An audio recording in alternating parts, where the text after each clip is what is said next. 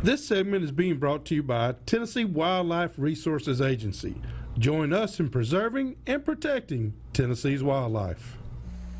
All right, this week's Deal of the Week, we got to do our Deal of the Week for this week, and it is a 2016 G3 Sportsman 17 in the Mossy Oak breakup with a 2016 Yamaha F70 LA with a Minn Kota 55-pound Edge trolling motor with a Garmin Echo 151 and vinyl floors. And let me tell you something about this thing. That would make a great pan fishing, crappie fishing Just need machine. some rod racks. Huh? Just need some rod racks. That's all you need. You need rod racks put in there, and I guarantee you, Nashville Marine David McMurray will hook you up with rod racks. He can help you out. He can help trick it out for you for crappie or bluegill. And speaking of that, I just have to give you a quick report. We went to Blue Bank Resort. Mike Hayes is the owner out there, along with Billy Blakely. Check them out on Facebook. You got to check out Blue Bank Resort on Facebook and keep up with it. If you'll like it, you will automatically get updates from them.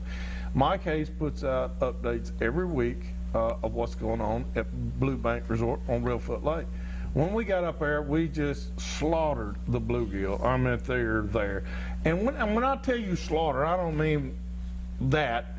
We only keep the males. We turn the females back loose because they're the ones with the eggs. Let them lay their eggs. But the males we keep. And we had a great 4-day trip up there. Caught lots of bluegill. We got a film on that. In the meantime, we had some slack time, so I took yo-yos. I took 70 yo-yos to Reelfoot Lake, had them all fixed out, along with Jody and Wanda and Joel and Tasha and Marty and Crystal. We and Joy and I and the grandbabies, we all had a great time out there picking up catfish off of yo-yos. And I think we wound up with 154 that we brought back. And we probably caught better than 200 because we let the little ones go. We even had to do surgery on a turtle, and he lived. He lived. Just wanted to point that out. He did live. But if you really want to go up there and have a good time, Blue Bank Resort right now, you would have a blast. The bluegill are on bed. Its average depth is 5 feet deep. It is full of stumps. You won't be hassled by skiers, tubers, sea-doos, nothing like that will be out there. It'll just be you, your family, and a little John boat, and go out there and have a good time. So please stay at Blue Bank Resort. Go by there and check them out. Mike Hayes does an awesome job with Blue Bank Resort. We got an issue that we're going to bring up, and I just want to briefly mention it to you. We've got an issue that we're going to be talking about here in the next week or two. We got Mike Hayes and Billy Blakely coming in studio with us. There is a big time concern, and I want you to hear it ahead of time. The cormorants are killing the trees of Reelfoot Lake. Now, I say that, and you're going, okay, they've killed the trees out there on the island in front of Spencer Creek on Old Hickory. Yes, they did. Goose Island on Priest. Goose Island on Priest. They've killed those trees. But guess what? That's an island, and you can plant more trees on an island, and they will come back. When you kill a tree at Reelfoot Lake, and you kill a 500 or 600-year-old cypress, it's not coming back.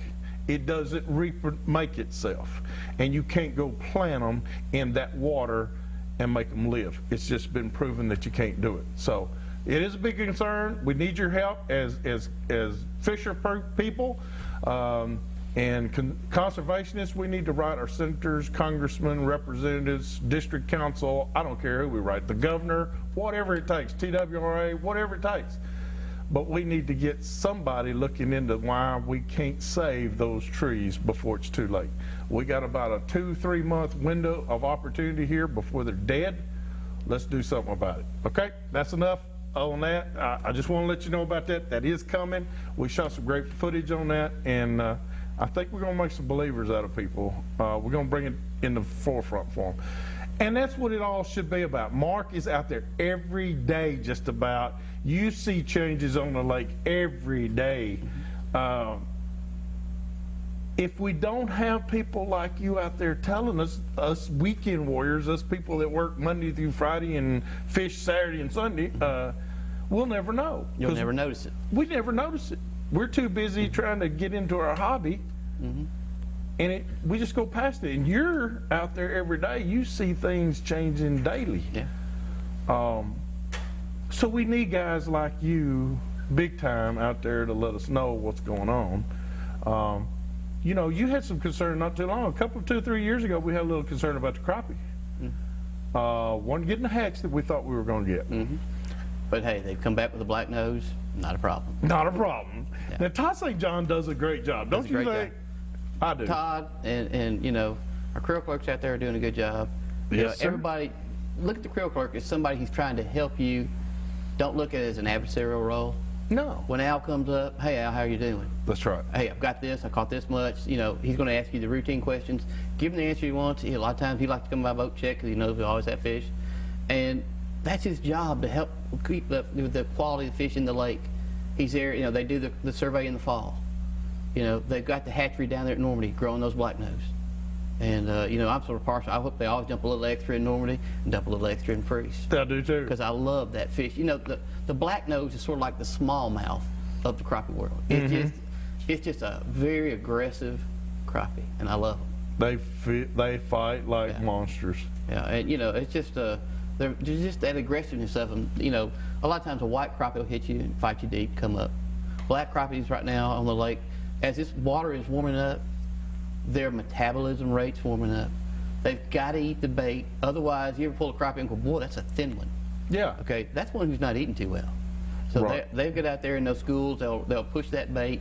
A lot of times I describe it to people, at that early morning bite, you'll have some beds you go to, you won't catch much. Another bed's just loaded with them. It's like musical chairs.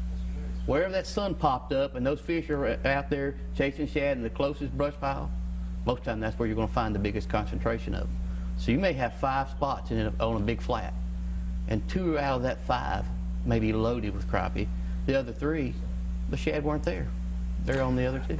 I want to ask you something else, Mark, because I've known this about bass fishing, but I was not quite up to par on crappie and bluegill, okay?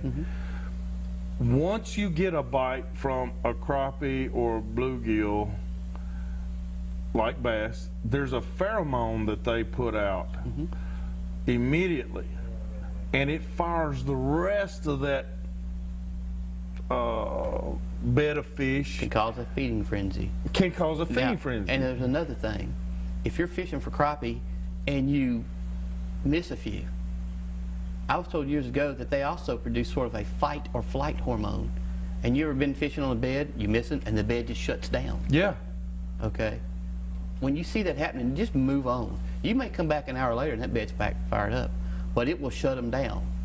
Well, we had And that happen to us. You'll see that. And a on lot of the times it's bluegill. when you miss it, because, especially right now, a lot of beds you're going to catch between 1 and 5 fish, and then it's going to slow down naturally. Okay, all of a sudden they're looking around, hey, where's my buddy at? Well, he's in my live well.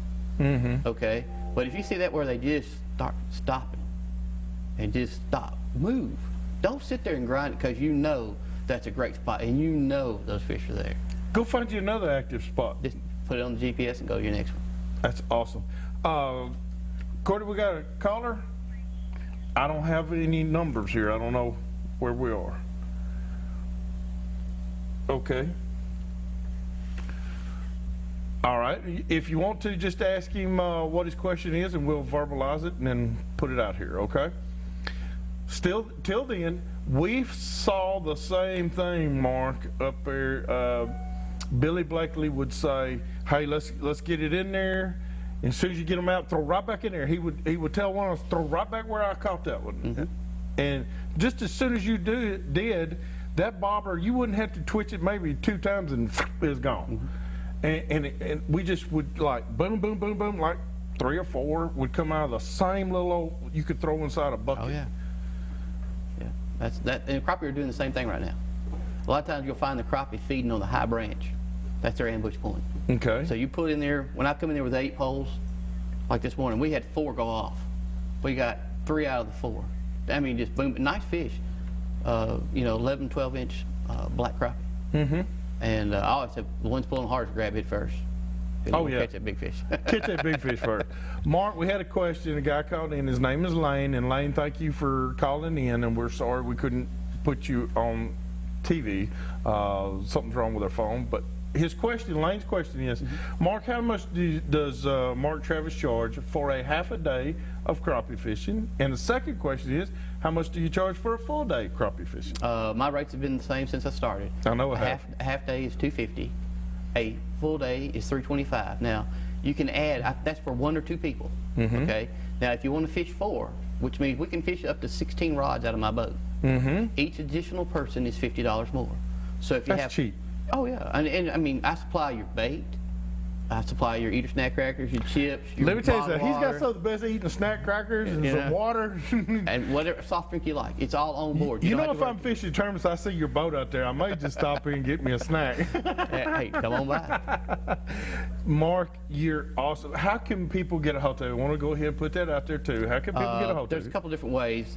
Phone number is area code 615-542-9800, Okay. or it's crappieguideservice.com. Right. CrappieGuideService.com. And you can also type in Mark Travis Crappie Guide Service. I have all the sites. So, go to the website, check it out.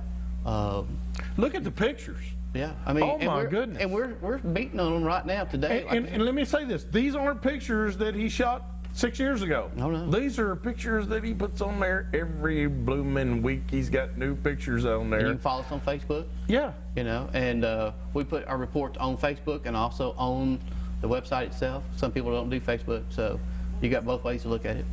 All right. What's your Facebook page? It's Crappie Guide Service. Crappie Guide Service. Okay. So check them out on Facebook. And while we're talking about Facebook, go ahead and check out Southern Woods and Waters on Facebook also. We'd appreciate your likes and your views on our Facebook page. Now, we got to go do our tip of the week.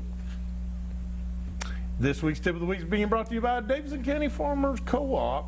Let me tell you something. Scott is doing an awesome job out there right off of Dickerson Road. Go by for all your chicken. Hey, matter of fact, I got to get some live traps from him. It's that time of year. It's hot, and possums are coming into buildings looking for air conditioning. So we got that going on. So I got to go see him. He's got all the latest in live traps and gear, and I've talked to him. He's hooking me up, and I appreciate Scott and all those fine ladies and gentlemen he's got working out there.